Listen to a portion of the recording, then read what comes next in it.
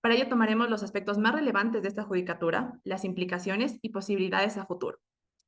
Invitamos a nuestros oyentes a formular preguntas a través del chat, pues al final de las intervenciones abriremos un espacio para que los ponentes puedan responderlas. En esta ocasión nos acompañan Lorena Barrazueta y Adrián Pérez, ambos abogados de Coronel y Pérez. Muchas gracias a los dos por estar el día de hoy. En primer lugar, tendremos la intervención de Adrián.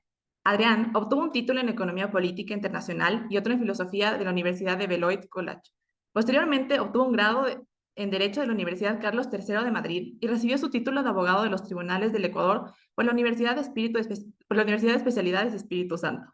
Además, completó su Master of Law en Harvard Law School con énfasis en arbitraje, derecho comercial americano y en Economics and Law. Se especializa en litigios y arbitrajes internacionales, así como en áreas que se hallan en la intersección entre el derecho y la economía. Es así que es especialista en áreas de derecho de competencia y derecho corporativo. Actualmente es asociado senior en Coronel y Pérez desde el 2017, donde se especializa en litigios comerciales y arbitrajes internacionales complejos. Además, fue asociado internacional visitante en Three Crowns en Washington, D.C., donde manejó casos de arbitrajes de inversiones. En el ámbito académico, es profesor titular de la Universidad Especializada de Especialidades Espíritu Santo y en la Universidad Internacional del Ecuador. También ha sido profesor visitante de la Universidad de Ecotec. Adrián, muchas gracias por tu presencia el día de hoy. Tienes la palabra. Muchas gracias. Un saludo a todos los que están con nosotros. Muchísimas gracias por la invitación y muchísimas gracias por esa afectuosa bienvenida. Eh, Durante la consulta popular, una de las preguntas que menos debate tuvo, curiosamente, fue precisamente la pregunta sobre si se tenía o no que implementar un sistema nuevo de judicaturas especializadas en materia constitucional. Y eso es algo lamentable. Se habló muchísimo del arbitraje, se habló muchísimo de el trabajo por horas, se habló bastante del aumento de penas, la extradición, pero esta pregunta en concreto quedó un poco en la sombra y quedó un poco desatendida por el debate público. Y es lamentable porque de todas las reformas que este referéndum nos trae, realmente creo yo que esta va a ser la más trascendental. Eh, la razón por la cual esta reforma fue incluida dentro del referéndum me parece que es bastante transparente. Durante los últimos años, aquí en Ecuador, hemos sido testigos de un auténtico rosario de barbaridades, de abusos de las medidas de garantías constitucionales. Cosas tan absurdas como que el señor Pablo Muentes, utilizando una vez data, se borre una deuda. O sea, cosas ridículas, ¿no? Aunque han habido una cantidad de abusos, realmente podemos delinear tres tipos de abusos que han sido los más prominentes, ¿no? Ha habido interferencias a procesos políticos, ha habido el uso de estas garantías para obtener cuantiosas indemnizaciones monetarias y también se ha utilizado para interferir con el sistema penal penitenciario. Dentro de este primer grupo de abusos podemos destacar, por ejemplo, el caso número 2137-21-EP. Esta es la famosa acción de protección que el señor Jorge Yunda interpuso en contra del municipio de Quito para quedarse agarrado y que no lo destituyan. Casos que caen en el segundo tipo de abusos, podemos aquí hablar, por ejemplo, del caso 1178-19-JP. Este fue un caso donde se utilizó una acción de protección para tratar de que se declare la prescripción adquisitiva de un bien inmueble, a pesar de que eso evidentemente es algo que le pertenece a la vía civil. Casos donde se ha utilizado las medidas de las garantías constitucionales para interferir con el sistema penitenciario. Tenemos el claro ejemplo del caso número 5893-JH, el famoso habeas corpus que le concedió la libertad a Jorge Luis.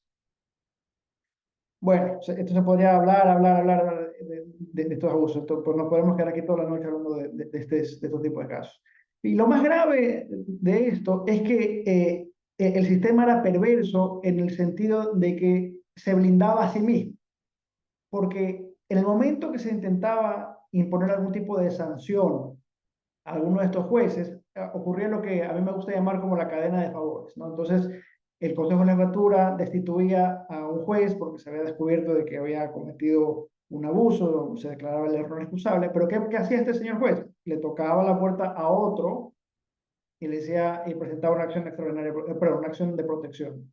Y entonces este otro lo restituía. Y cuando el otro juez era destituido, entonces pasaba lo mismo. Él le iba a tocar la puerta a otro juez para que lo restituya. Y cuando y así sucesivamente. Por ejemplo, y esto yo lo puedo hablar en experiencia propia. Ahorita mismo en nuestra oficina tenemos un caso donde estamos lidiando con un juez, no voy a dar nombres evidentemente, pero un juez donde evidentemente aquí obra la corrupción y descubrimos que este juez ya había sido destituido. ¿Por quién?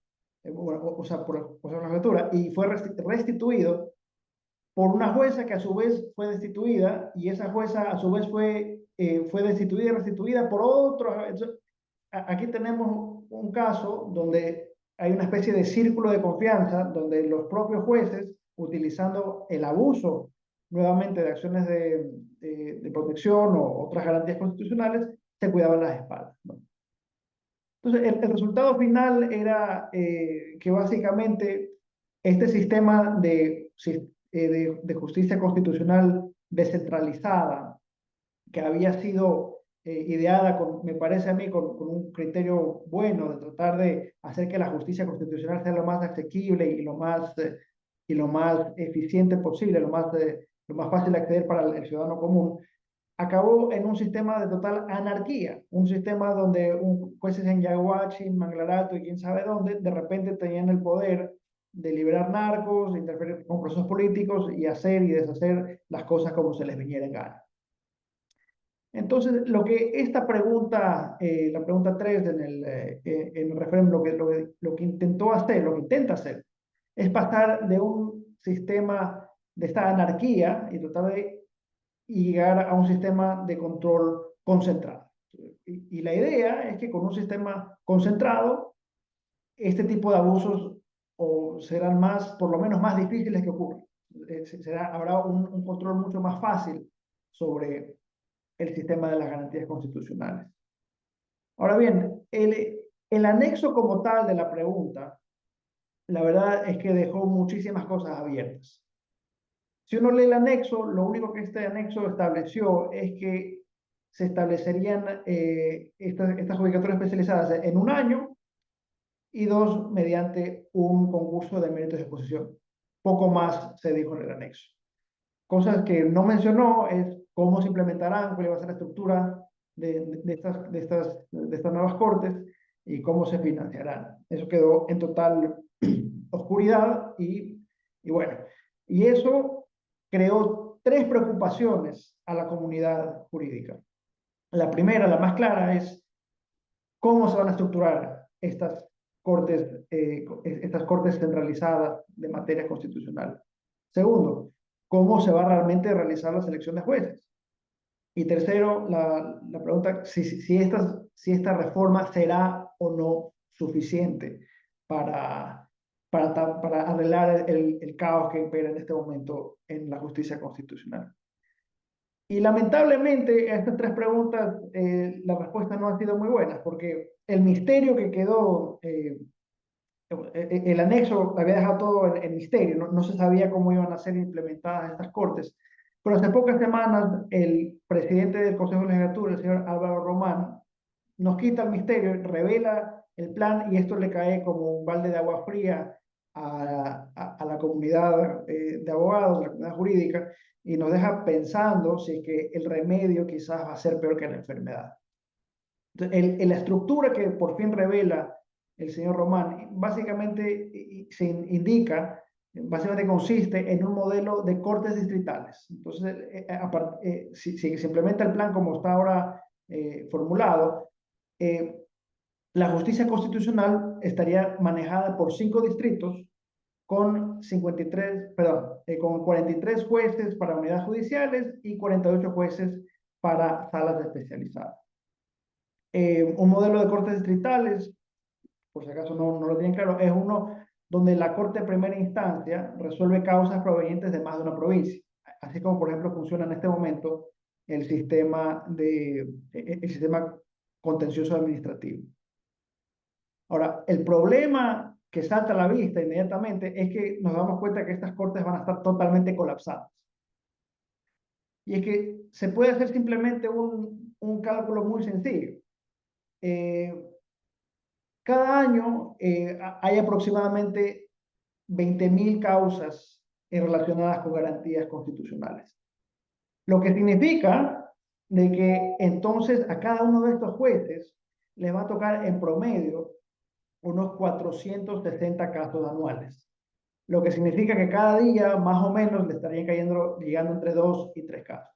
Esto no hay que ser un experto en derecho para darse cuenta de que esto es algo que es totalmente insostenible, es una barbaridad. Eh, Estas cortes van a estar totalmente colapsadas de trabajo y eso causa dos problemas evidentes, ¿no? El problema más obvio, la celeridad. Un sistema constitucional de justicia busca ser muy rápido, busca ser ágil porque se está tratando de proteger derechos fundamentales que están en peligro. Eso va a estar afectado. El segundo problema con un sistema de cortes distritales como el que propone, como que está sobre la mesa, es el problema de acceso a la justicia, ¿no? Si es que yo me encuentro, yo por ejemplo, me invento yo, en Cerecita, voy a tener que, y tengo un derecho grave, un derecho que se me está violando de manera inminente, grave, de rango constitucional, voy a tener que viajar hasta Guayaquil para presentar algún tipo de acción. Estos problemas los abordará ya con mucho mayor detalle Lorena en la siguiente intervención, pero aquí ya pinto grandes rasgos cuáles van a ser estos problemas. Bueno, ¿y cuál es el problema aquí de fondo? ¿Por qué se ha elegido un modelo que está desde ya se lo ve condenado al fracaso? Aquí yo creo que tampoco hay mucho misterio. Aquí un problema es económico. Aquí, citando a Javier Milei, no hay plata. No se le han dado suficientes fondos al sistema de justicia para implementar una reforma que sea más eficiente. Entonces, esto es muy lamentable porque una vez más la justicia, en vez de ser una de las prioridades de un gobierno, pasa a segundo plano y bueno, es necesario que nuestra clase política entienda por fin, ojalá que algún día entiendan, de que el acceso a la justicia como tal, es algo tan esencial para el funcionamiento de una sociedad como es el agua potable, la electricidad o la educación. Pero bueno. Segundo problema, segunda preocupación que genera este sistema que se intenta implementar, ¿no? La selección de los jueces. O sea, hay que tenerlo muy claro de que estos jueces especializados en materia constitucional van a ser jueces Superman, van a ser jueces que van a tener amplios poderes, todos esos poderes de los que hemos hablado, de poder interferir en diferentes procesos, ¿no? Todo eso va a quedar en manos de estos pocos jueces. Aquí la idea no es mala, la idea es que si uno concentra todo este poder en manos de unos pocos jueces, entonces es más fácil controlar la corrupción, pero aquí también puede haber el efecto contrario. Puede ser de que al concentrar estos poderes en las manos de pocos jueces, en vez de controlar la corrupción, lo que hacemos es concentrar la corrupción. Y aquí yo les invito a la reflexión. En este momento, todos los jueces corruptos de este país están frotando las manos y están preparados para opositar a este concurso, porque saben de que si se obtienen una de estos puestos, van a tener una capacidad de obtener coimas y otros beneficios ilícitos realmente muy, o sea, una cosa bárbara, ¿no?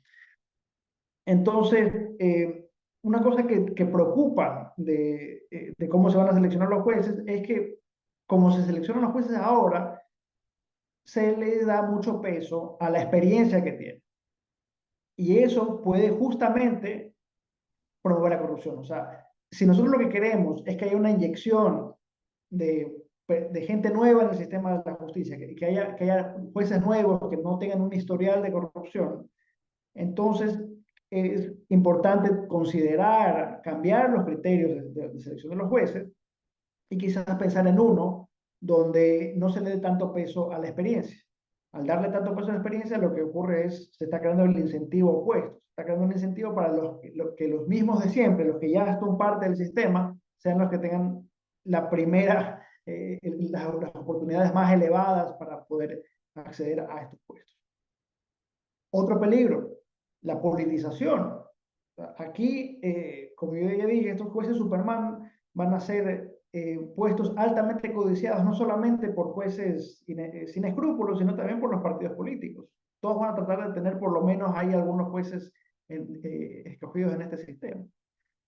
Y esto de aquí, la única forma de evitar, de pasar de un sistema de anarquía a un sistema de tiranía es mediante darle un gran peso a la participación ciudadana. Se necesita que haya veedurías ciudadanas y otros mecanismos de control social, los cuales de momento, puede ser que más adelante se les pero de momento al menos no son parte de la propuesta de reforma. Y finalmente el tercer punto que mencioné, la gran pregunta, ¿será esto suficiente para controlar, para ponerle fin a este caos que existe en el sistema social? Bueno, como yo ya he mencionado algunos de los problemas que tiene este sistema, aquí una preocupación es que tiene que haber otras medidas. Es necesario que haya otras medidas que vayan de la mano con estas reformas. Aquí no hay un magic bullet, ¿no? Como dicen los americanos. Se tiene que, por ejemplo, reforzar darle más sustancia al delito de prevaricato, por ejemplo. Afortunadamente, bueno, ya no está reciente la sentencia, pero durante mucho tiempo se pensó que se había interpretado en la jurisprudencia de la Corte Constitucional en el sentido de que los jueces constitucionales no pueden prevaricar. Eso, gracias al cielo, ya quedó clarificado. Pero todavía hay una reticencia por parte de los operadores de justicia de aplicar el delito prevaricato cuando se abusan medidas de carácter constitucional. También una cierta reticencia, y esto lo hablo yo de experiencia propia, el tema del error inexcusable. Es muy complicado de que un juez que haya abusado de una garantía constitucional obtenga una declaratoria irrecusable, y mucho más complejo luego de que eso acabe en la destitución, ¿no? Entonces hay varias piezas rompecabezas que tienen que funcionar de manera sinérgica con esta reforma para realmente arreglar este sistema. Otra reforma que me parece que tiene que venir de la mano con todo esto, y esto es algo que cada vez que tengo un espacio público lo repito, y aquí no será la excepción, lo voy a hacer aquí: necesitamos un verdadero código de ética para abogados.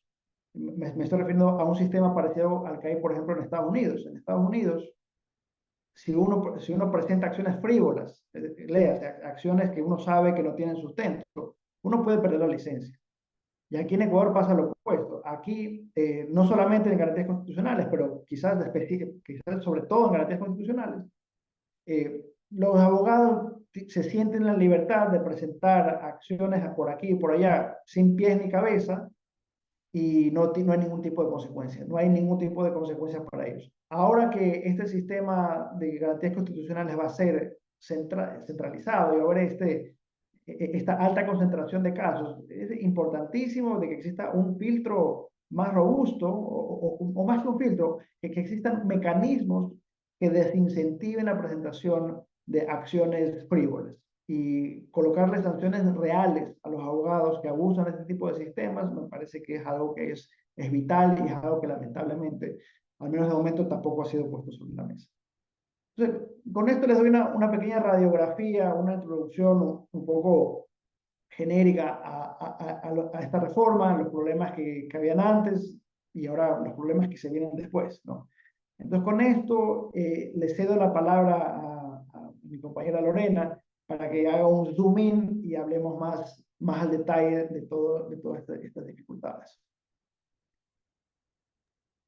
Qué interesante, Adrián. Sin duda, esta reforma llegó como un intento de agilizar y mejorar la calidad de las resoluciones de las garantías, pero como bien mencionas, el tiempo determinará si realmente fue la solución correcta. Muchas gracias por tu intervención. Les recordamos a todos los espectadores que pueden enviar preguntas a través del chat para que los ponentes puedan responderlas al final. En este momento le damos la bienvenida a Lorena. Lorena es abogada graduada de la Universidad Católica Santiago de Guayaquil y magíster en Derecho Constitucional por la Universidad Andina Simón Bolívar. Además, ostenta un Master of Law de la Universidad de Cambridge. Su formación se complementa con una diplomatura en arbitraje de la Universidad Austral de Buenos Aires y una diplomatura internacional en Derecho y Tecnologías de Información de la Universidad de Coruña. Tiene experiencia en diversas áreas legales, incluyendo arbitraje, derecho constitucional y derecho administrativo.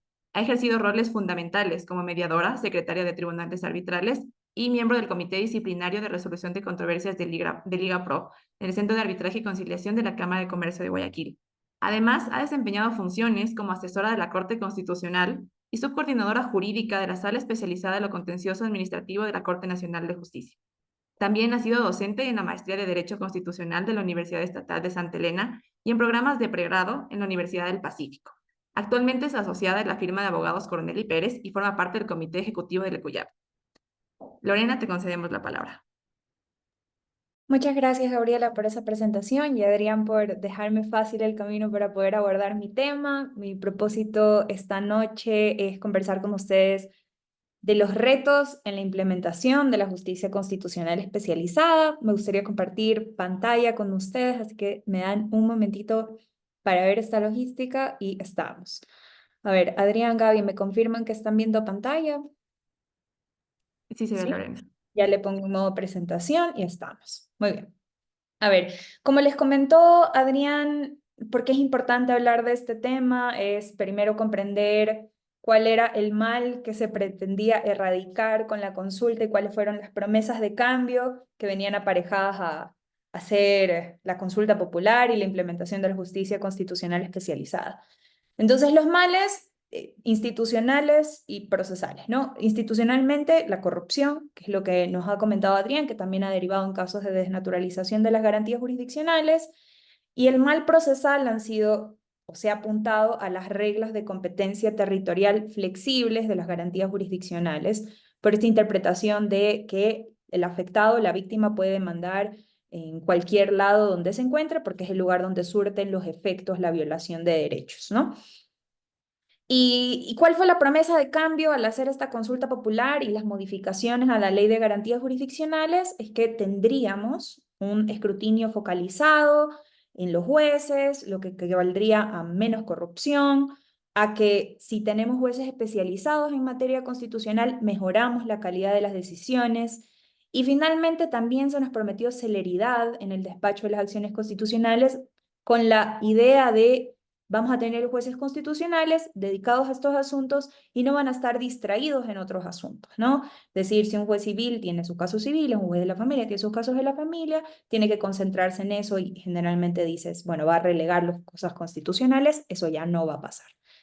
El tema para mí hoy es invitarlos a cuestionar estas promesas de cambio que se hicieron y realmente mirar cuáles van a ser los retos en la implementación bajo el plan que tiene el Consejo de la Judicatura que nos ha explicado Adrián.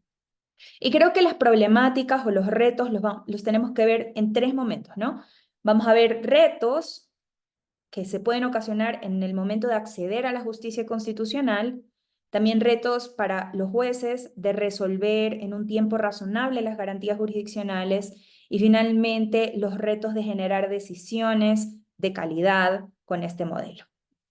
Y les voy a pedir que aguanten conmigo porque me gusta mucho usar frases de mamá, entonces como que el que mucho abarca poco aprieta y cosas por el estilo, pero creo que es bastante ilustrativo.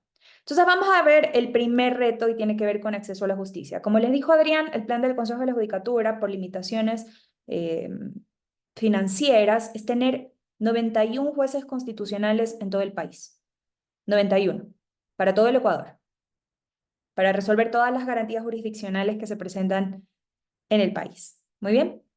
¿Y cómo estarían organizados estos jueces o cómo se planea, no? Vamos a tener las sedes, digamos, de estos distritos en Azuay, Guayas, Manabí, Tungurahua y Pichincha, 5. En primera instancia, para Azuay, 10, para Guayas, 12, para Manabí, 6, para Tungurahua, 4, para Pichincha, 11. En segunda instancia, Azuay 12, que si estamos hablando de tribunales, vamos a tener 4 tribunales, solo 4. En Guayas, 12, que significa 4 tribunales. En Manabí, 6, que ahí la matemática me falló, deberían ser 2 tribunales. Tungurahua, 6, que son 2, y Pichincha, 4. Esto para todo el país. Si ustedes ven el mapa del Ecuador, pueden ver dónde van a estar ubicados más o menos los jueces, que es donde ven a esos mini jueces parados ahí al lado. No nos han dicho todavía cómo se van a aglutinar los distritos, es decir, no sabemos qué provincia va a aglutinarse con, por ejemplo, Azuay. Pero lo que sí sabemos es que indistintamente de cómo se aglutinen, esto significa que lo más probable es que la víctima de una violación de derechos pueda estar lejos del lugar de la sede donde se presenta la demanda constitucional, donde se sustancia la garantía jurisdiccional y donde se realiza la audiencia. Por ejemplo, alguien que está en Machala, si lo aglutinan el Oro con Guayas, va a estar a 3 horas. Y si está también, digamos, aglutinada con Azuay, 3 horas y media, mínimo. Para que tengamos una idea de cómo puede haber un problema de acceso a la justicia constitucional físico por la distancia con la sede. Ahora, puede ser que en primera instancia esto no sea tan grave porque, digamos, esos 10 de Azuay estén distribuidos en El Oro, en Loja y demás, pero en segunda instancia sí que lo vamos a sentir porque va a ser una corte provincial. Entonces va a haber ese desplazamiento hacia una sede. Entonces van a haber distancias en segunda instancia. La pregunta sería, ¿cómo podríamos, en teoría, superar esta dificultad de acceso a la justicia físico? Y diríamos, bueno, implementemos medios telemáticos. COVID fue la prueba de que la Administración de Justicia puede migrar a medios telemáticos. Sin embargo, esto tiene que tomarse con pinzas si vamos a trasladarlo a la justicia constitucional. Y es que se supone que la justicia constitucional es prioritaria y es rápida. Si habilitamos recepción de escritos y adicionalmente remisión de esos escritos al lugar de la sede, sabemos que mínimo le va a tomar 24 horas, siendo optimista, remitir un escrito de un lugar a otro, ¿no? El físico, porque aquí todavía la gente está muy atada a lo físico. Y esto para medidas cautelares es preocupante, porque una medida cautelar autónoma ya 24 horas, casi que tiene que estar resuelta una medida cautelar constitucional autónoma. Entonces, hay que tomar en cuenta estas cuestiones que necesitan adaptarse para la justicia constitucional y el nivel de rapidez con el que se supone que tienen que resolverse. Ahora, para audiencias también sabemos que lo que probablemente suceda es que si no se puede crear más infraestructura para la justicia constitucional, que es una de las cosas que ya nos ha advertido el Consejo de la Judicatura, que no tiene dónde sentar a los jueces constitucionales físicamente, van a tener que habilitarse salas de audiencias que están destinadas para otras cuestiones y compartirlas con cuestiones constitucionales y quizás también los lugares que no son sede del distrito van a tener que habilitar salas especiales para que se conecten con la gente del distrito. Entonces va a haber alguna logística aquí que tiene que resolverse si es que se van a implementar medios telemáticos. Ahora, hay un problema que persiste, o por lo menos dos. La una es que muy probablemente lo que suceda es que vamos a tener jueces constitucionales que van a resolver garantías estando removidos de las sensibilidades del área donde ocurre la violación de derechos. Por ejemplo, si ustedes tienen Tungurahua o Pichincha, lo más probable es que sean los distritos que conozcan todos los casos que tengan que ver con impacto ambiental, es decir, con casos de minería o actividades extractivas, impacto a la naturaleza y demás. Sin embargo, un juez que está sentado en Quito no va a ver la afectación de una actividad extractiva o minera que está en el oriente. Entonces, esto puede afectar la forma en cómo se perciben las sensibilidades de una violación de derechos. Y generalmente la lógica de la construcción de las garantías jurisdiccionales, de que se presente la garantía jurisdiccional del lugar donde se emite el acto violatorio de derechos o del lugar donde surte sus efectos, es ese, lograr que el juez también tenga una sensibilidad de la violación de derechos por estar cerca del área. Y también la implementación de medios telemáticos debe tomarse con pinzas porque puede hacer que el acceso a la justicia sea elitista. Es decir, partimos de la premisa de que todo el mundo tiene acceso a Internet, de que todo el mundo tiene acceso a un celular y de que todo el mundo tiene el acceso a una computadora, que no necesariamente es el caso. Entonces, todas estas cuestiones que hemos conversado, que quizás las limitaciones físicas de acceder a la sede o del distrito, por cómo va a estar distribuida la justicia constitucional según el plan del Consejo de la Judicatura, podrían hasta cierto punto superarse con la implementación de medios telemáticos. Al mismo tiempo, necesita tomar en cuenta esto de que el juez puede estar removido de la sensibilidad del área y que no puede tornarse en un acceso elitista. Ahora, Como les comentaba, también conviene preguntarnos si esta distribución física de los distritos cumple la regla de la competencia territorial de las garantías jurisdiccionales, porque como les dije, lo que establece la ley y la Constitución es que es competente el juez especializado del lugar donde se origina el acto o la omisión y donde produce sus efectos. Y si tenemos sedes tan dispersas, podríamos cuestionarnos si realmente el Consejo de la Judicatura está cumpliendo con la misión de esta norma legal y de la regla de la competencia. Ahora, esto tiene que ver con cuestiones de acceso a la justicia. Los otros retos tienen que ver con resolver en un tiempo razonable. Y la regla que ustedes tienen que tomar en cuenta es que si todo es prioritario, realmente nada es prioritario. A ver, actualmente lo que tenemos son a todos los jueces del país que si les llega una garantía jurisdiccional, le dan prioridad a la garantía jurisdiccional, sea un juez laboral, sea un juez penal, sea un juez civil. Significa que en su plato de despacho tienen como la primera imagen, ¿no? Un platito surtido. Tienen ensaladita, tienen pollito, tienen un carb. Y lo que les dicen es, ustedes primero se comen la ensalada, ¿no? Como que el nutricionista va y les dice, usted primero resuelve la garantía jurisdiccional. Con este nuevo modelo, teniendo jueces constitucionales especializados, lo único que les va a llegar a su mesa es la ensalada. Por lo tanto, ¿por dónde comienzan a comer el plato?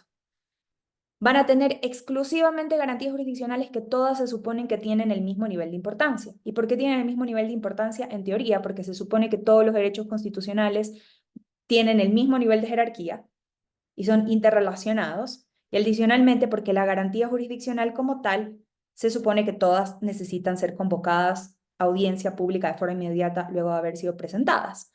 Entonces, si todo está al mismo nivel, ¿realmente qué resuelve primero un juez constitucional? Ahora, esto es una anticipación de lo que podría suceder y lo que yo creo a lo que se le va a dar prioridad en este balde de ensalada que el juez constitucional tiene que ver por dónde comienza a comérselo. Y creo que va a comenzar por medidas cautelares constitucionales autónomas y por acciones de habeas corpus. Lo más probable que le dé prioridad y les digo por qué. En el caso de medidas cautelares constitucionales es porque en la Ley Orgánica de Garantías se le da un énfasis adicional al énfasis que se le da a todas las garantías sobre lo prioritarios que son. Y es que en el artículo 32 de la Ley de Garantías, cuando se establece la regulación procesal de las medidas cautelares autónomas, se entiende que desde la sala de sorteo se atiende con prioridad a una persona que presenta una medida cautelar. Desde ahí viene la prioridad de la medida cautelar autónoma. Y esto tiene sentido, porque la medida cautelar autónoma se presenta para prevenir la violación de un derecho constitucional. Entonces, si se demora mucho, un juez constitucional se va a frustrar el propósito de haber presentado la medida cautelar autónoma desde un inicio, porque ya se pudo haber consolidado la violación del derecho, en cuyo caso ya corresponde la presentación de una garantía jurisdiccional de fondo. Y en el caso de los habeas corpus, tenemos que entender que es muy probable que se les dé prioridad por el tipo de derechos que se están resolviendo, y es que tienen que ver, ya sea si son liberatorios, con dejar en libertad a una persona que ha sido privada de ella de forma ilegal e ilegítima, o también para corregir la situación en la que se tiene privada de la libertad a una persona, que es extremadamente sensible porque el Estado está en posición de garante de esa persona. Y adicionalmente, un agregado a por qué quizás le van a dar prioridad a los habeas corpus es que un título de imputación de la responsabilidad extracontractual del Estado, que está perfectamente redactado en la Constitución, es la detención arbitraria. Y si bien sería difícil sostener que un juez de habeas corpus detiene de forma arbitraria a una persona, sí se podría hacer el caso de responsabilidad extracontractual del Estado, que se activó la garantía correspondiente y se mantuvo privada de la libertad a una persona de forma arbitraria o ilegítima porque no se resolvió en un tiempo razonable, porque el juez constitucional debía darle prioridad y no lo hizo, en cuyo caso es grave. Por eso diría que quizás los jueces constitucionales, teniendo su balde de ensalada, vayan a buscar primero a las medidas cautelares constitucionales y los habeas corpus. Pero eso significaría que van a estar tentados a resolver todo eso primero y todo lo demás viene después, cuando en teoría son igual de prioritarios. Así como les digo, si todo es prioritario, nada es prioritario. Ahora también les comentaba Adrián que otra problemática, otro reto en la implementación de la justicia constitucional para poder resolver en un tiempo razonable es que lo que se está haciendo es que se está replicando un modelo fallido y es que ya tenemos un modelo parecido con los tribunales distritales de lo contencioso administrativo y lo contencioso tributario. El motivo por el cual las acciones constitucionales y en particular la acción de protección se volvió tan popular, ¿saben cuál es? Es que podían liberarse de impugnar en el contencioso administrativo, que estaba saturado y demorándose un montón de tiempo. Entonces todos los accionantes intentaron hacer sus casos de administrativo a impugnar actos administrativos en sede constitucional. Siendo este el caso, ahora ya que les digo que no hay nada prioritario, porque todo es prioritario y que vamos a tener de nuevo un modelo de distrito, se va a replicar exactamente el mismo problema. Es decir, voy a tener distritos con un montón de trabajo porque solo voy a tener 5 en todo el país, a 91 jueces en todo el país resolviendo casos de garantías jurisdiccionales. Entonces, si se quería lograr mayor rapidez en la resolución de las causas constitucionales, bajo la premisa de tengo jueces especializados concentrados solo en lo constitucional, realmente estamos creando el efecto contrario por la poca cantidad de jueces y al mismo tiempo la inhabilidad de darle prioridad a un caso sobre otro, ¿no? Entonces, sí es cuestionable esa promesa de los casos constitucionales se van a resolver más rápido de los que se resolvían antes. Probablemente el modelo nos lleva a concluir que no. Y el tercer reto que les quería traer sobre la mesa es esa promesa de que porque tenemos jueces especializados vamos a tener mejores decisiones. A ver, ¿qué es lo que tenía en la mente, digamos, el gobierno con muy buenas intenciones? Y es, a ver, si yo tengo un juez especializado es como que yo tengo un chef, es como que tengo un Gordon Ramsay cocinándome un beef, ¿no? Entonces, Gordon Ramsay, ustedes lo ven cocinando un beef en televisión y lo saca así, rapidísimo, en perfecto estado, una calidad maravillosa, estrella Michelin. Sin embargo, como les digo, lo que se está esperando de los jueces constitucionales es que saquen 2 sentencias por día, como les dijo Adrián. 2 sentencias por día, además de no solamente sacar las 2 sentencias por día, sino atender las audiencias que tenga que atender para poder resolver otros casos, revisar las demandas que tenga que revisar para prepararse para esas audiencias y al mismo tiempo, bueno, no elaborar, pero por lo menos revisar los borradores de las sentencias que elaboren sus ayudantes judiciales. Eso es un montón de trabajo para un día. Entonces no estamos produciendo, o sea, Gordon Ramsay no está haciendo un beef, ¿no? Tenemos a gente tratando de producir sentencias como si fueran McDonald's, comida rápida, sentencias fast food. Ahora, tampoco les quiero vender la idea de que vamos a tener una pésima calidad de sentencias constitucionales, porque también sería mentirles. Pero sí quiero que se queden con el lema del que mucho abarca, poco aprieta. Entonces hay que tener unas expectativas medidas de lo que va a ser la calidad de las sentencias constitucionales. Entonces, va a ser más o menos como tener a chefs, gente que sí sabe lo que está haciendo en materia constitucional, en teoría, porque son especializados en materia constitucional, haciendo hamburguesas. Entonces puede ser que se logre un intermedio ahí, porque obviamente si saben lo que están haciendo y son especializados en ello, pueden utilizar su tiempo de forma más eficiente para generar cuestiones de una calidad aceptable. Entonces quizás esas 2 por día no sean una McDonald's, quizás no sean un beef de Gordon Ramsay, pero puede ser que sea algo in between, ¿no? El punto es que independientemente de todo esto, los jueces constitucionales, esos 91 jueces constitucionales de todo el país van a tener que cobijarse hasta donde les abriga la colcha. Es decir, tienen que utilizar los recursos que tienen a su disposición de la mejor manera que puedan. ¿Y cuáles son los recursos que el Consejo de la Judicatura ha planificado darles a esos jueces? A ver, en primera instancia se les va a dar un secretario, un ayudante judicial, y a los de segunda instancia es un secretario más 2 ayudantes judiciales por tribunal, no por juez. Entonces no es mucha gente en realidad para un despacho. Si ustedes ven, digamos, jueces de la Corte Nacional de Justicia, tienen al menos 2 asesores, más un ayudante judicial, más la gente de secretaría. En la Corte Constitucional, digamos que es la más alta del país. Yo sé que son menos jueces, son 9 jueces, pero son despachos que tienen al menos unos 7 u 8 asesores. Aquí les estamos dando un secretario más un ayudante judicial, sabiendo el volumen de trabajo que van a tener, porque son pocos jueces. Entonces, son recursos limitados. ¿Qué pueden hacer los jueces para enfrentarse a esta problemática? Pues bien, es organizar su despacho a la interna. ¿Y cómo pueden organizar su despacho a la interna? Pues van a tener que hacer una revisión de esos casos y tratar de despachar primero las acciones manifiestamente improcedentes. Es decir, agrupar todas esas, por ejemplo, medidas cautelares y acciones de protección contra providencias judiciales e inadmitirlas en el primer auto, porque eso es posible. Y también tener muy estudiados cuáles son los casos de desnaturalización de garantías jurisdiccionales. Hay múltiples precedentes de la Corte Constitucional que establecen claramente, en este caso se está impugnando un laudo arbitral, no procede acción de protección. En este caso se está impugnando un auto de un inspector de trabajo, no procede acción de protección. Todos esos precedentes, si los jueces constitucionales hacen su trabajo de ser verdaderamente especializados y se estudian esas como 800 sentencias que está sacando al año la Corte Constitucional, porque sí, esos son los números según el boletín jurisprudencial de la Corte Constitucional, si se estudian todo eso, van a estar en una mejor posición de organizar su despacho y despachar primero todo lo que sea improcedente para quedarse con los casos verdaderamente importantes.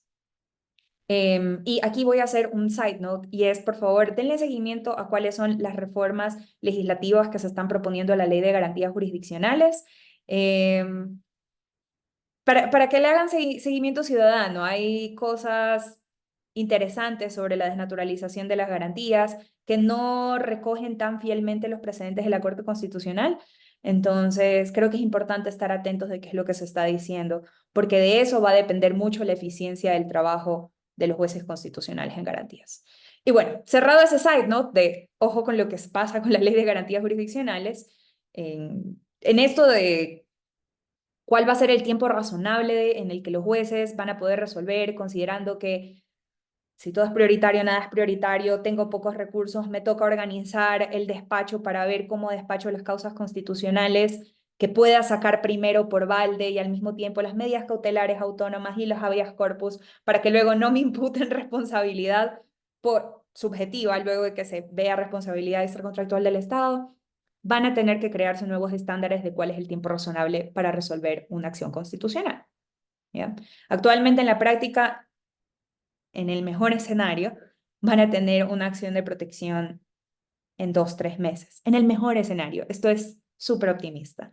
¿Ya? Y eso se considera un estándar de tiempo razonable en el común denominador de las cosas. Con todo lo que les he contado, muy probablemente esos tiempos se van a extender en lugar de reducirse. Entonces, sí, cuando se hagan recusaciones por demora a los jueces constitucionales, hay que tomar en cuenta entonces cuál va a ser el estándar de resolución de un tiempo razonable de una garantía jurisdiccional. Entonces van a haber cositas ahí nuevas en el momento en el que comience a resolverse garantías jurisdiccionales. Ahora no todo es gris o oscuro. Pueden haber cosas buenas y puede ser que esto sea un alivio inesperado de la carga que actualmente existe en garantías jurisdiccionales, especialmente en la acción de protección. Uno de los grandes problemas de la acción de protección es que se convirtió en la sede de todas las acciones contenciosas administrativas laborales. Es decir, todo lo que tiene que ver con terminación de nombramientos, remoción de un funcionario público, pasó a demandarse en acciones de protección. Y la Corte Constitucional, hace poco, en esta sentencia, en la 2006-18 EP, slide 24, dijo que por regla general a la justicia constitucional no le corresponden estos casos, sino que le corresponden a la jurisdicción de lo contencioso administrativo. Entonces, un poco lo que hizo la justicia constitucional fue batear un gran paquete de casos de regreso a la jurisdicción contenciosa administrativa. Y sin duda, como estos son casos voluminosos que se han llevado a la justicia constitucional, puede ser que alivie esta carga tan pesada que se estaba llevando a sede constitucional. Eso en cuanto a la calidad de las sentencias que les estaba contando y que también está muy ligada a cuánto puede abarcar y apretar un juez constitucional. Y el último tema que les invito a pensar en relación a la calidad de las sentencias, como esta correlación que se ha tratado de hacer entre más especializado eres, mejor calidad tienes, y que probablemente una de las cosas que más incentivó la consulta popular en este punto fueron la desnaturalización de los habeas corpus.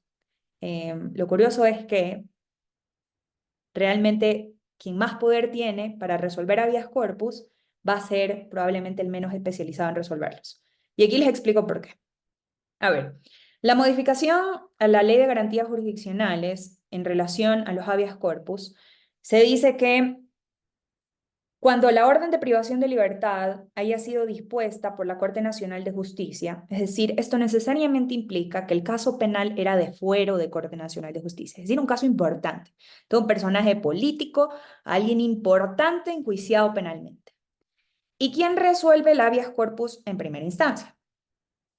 El presidente de la Corte Nacional de Justicia. Eso significa que el presidente de la Corte Nacional de Justicia, que antes, digamos, sus responsabilidades como presidente eran más administrativas, pasa a ser un personaje protagónico y con mucho poder, porque va a ser quien va a resolver si se deja en libertad o no a un personaje político importante que tiene un juicio penal en caso de fuero. Entonces, el presidente de la Corte Nacional de Justicia se elige de entre los jueces de la Corte Nacional de Justicia, lo que significa que no necesariamente es un personaje especializado en materia penal, que el conocimiento en materia penal para resolver un habeas corpus es tremendamente importante. No es un conocimiento exclusivo, porque como sabemos hay habeas corpus correctivos, donde se necesita un conocimiento de los derechos constitucionales de la integridad de la persona, salud y demás, pero sí un conocimiento importante de cuáles son las reglas para ordenar una privación de libertad y cuáles son los estándares para poder calificar si esa privación de libertad es legítima o no. Entonces, como les digo, el presidente de la Corte Nacional no necesariamente va a ser especializado en materia penal y con ese background. Pero no solamente eso, sino que la apelación, es decir, la última palabra en esos casos extremadamente sensibles de habeas corpus, quien va a tener la última palabra en apelación es cualquiera de las otras salas especializadas que no haya ordenado la prisión preventiva. Es decir, cualquier sala que no sea la penal va a ser la que tome la decisión. La sala de lo laboral, la sala de lo tributario, la sala de lo contencioso administrativo, la sala de lo civil. Cualquiera de esas va a ser la que va a resolver el habeas corpus en segunda instancia respecto de la decisión que tomó el presidente de la Corte Nacional de Justicia. Entonces, de nuevo, va a ser cualquier sala menos la especializada en materia penal. Así que, como les digo, si la promesa fue vamos a tener mejores decisiones, mejor calidad de las decisiones por la especialidad de los jueces, lo que les quiero comunicar es que en casos de habeas corpus y probablemente los de más alto perfil, quienes van a resolver no van a ser necesariamente especializados ni en penal, ni tampoco en materia constitucional. ¿Y saben por qué no especializados en materia constitucional? Porque la Corte Nacional de Justicia no tiene una sala especializada en lo constitucional.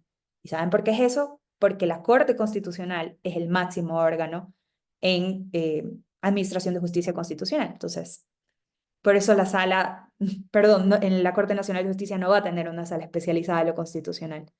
Entonces, sí, quizás cuestionable que esa promesa de justicia especializada constitucional exista precisamente en los sectores más sensibles de los casos de habeas corpus. Pero bueno, con eso de ahí les he compartido las ideas que quería compartir y un poco los retos que van a existir en la implementación de la justicia constitucional especializada, como ha sido prevista hasta ahora por el Consejo de la Judicatura. Quedo atenta a cualquier pregunta que tenga. Muchas gracias, Lorena, por tu clara exposición sobre estos retos. Sin duda, estos desafíos son algo que preliminarmente creo que la gente no considera, pero que sin duda van a tener repercusiones significativas en la forma en la que se resuelvan. Vamos a pasar a las preguntas. Sin perjuicio de ello, les invitamos a los espectadores a enviar más preguntas que tengan a través del chat y pueden hacer sus preguntas en este momento. La primera pregunta que tenemos es para Adrián. Dentro de su exposición mencionó el tema de los años de experiencia para los jueces, y en este sentido tenemos dos preguntas que van de la mano.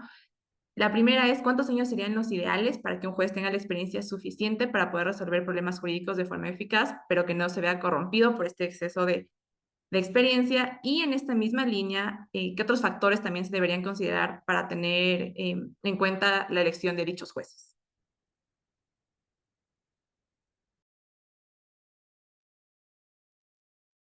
El micrófono. Perdón, espérame. A ver, colocar un número concreto de años, como un poco me coge la pregunta, habría que analizarlo.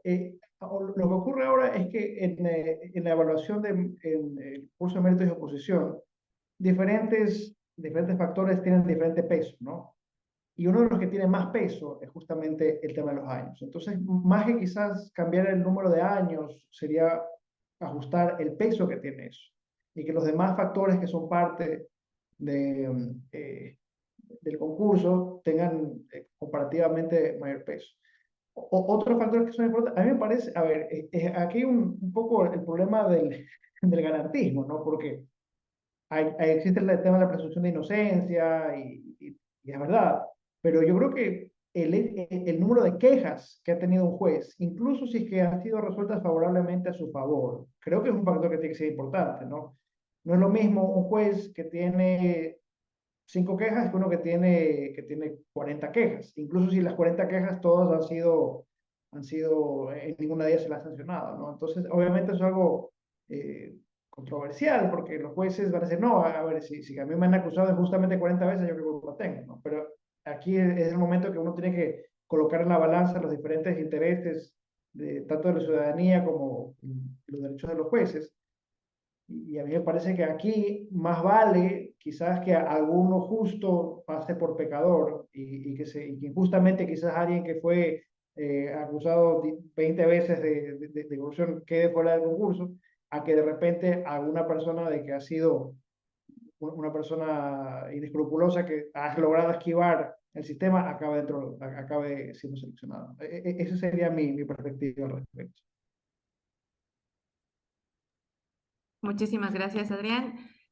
Tenemos también una pregunta para Lorena.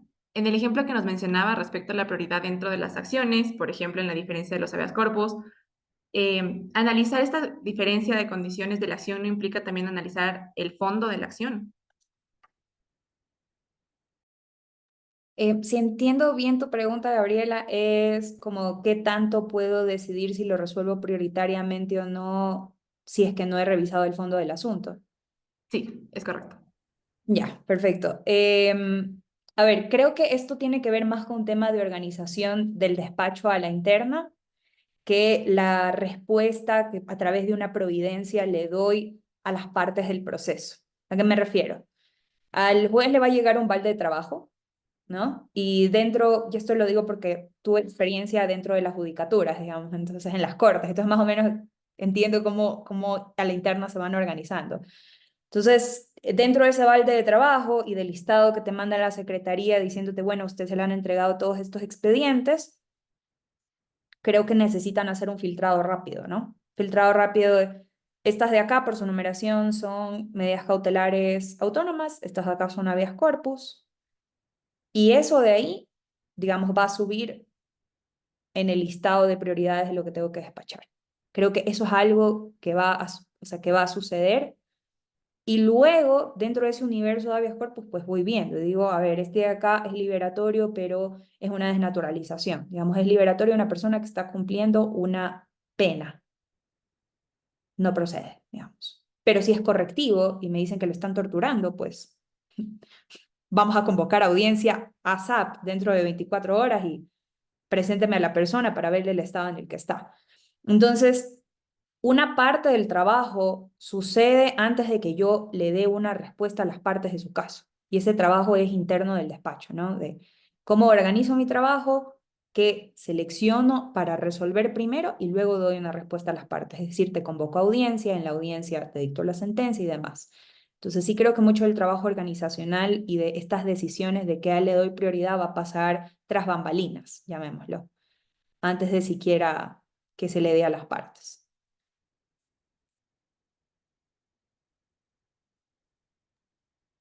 Bueno, muchísimas gracias, Lorena y Adrián, por acompañarnos el día de hoy. Sin duda ha sido una jornada sumamente valiosa para todos nosotros y asimismo queremos agradecer a todos nuestros auspiciantes que han hecho posible la realización de este webinar. Les invitamos a todos los espectadores a mantenerse pendientes de las redes sociales de la UCF Law Review, pues estaremos anunciando próximamente nuevos eventos. Muchísimas gracias a todos y una buena noche. Muchísimas gracias.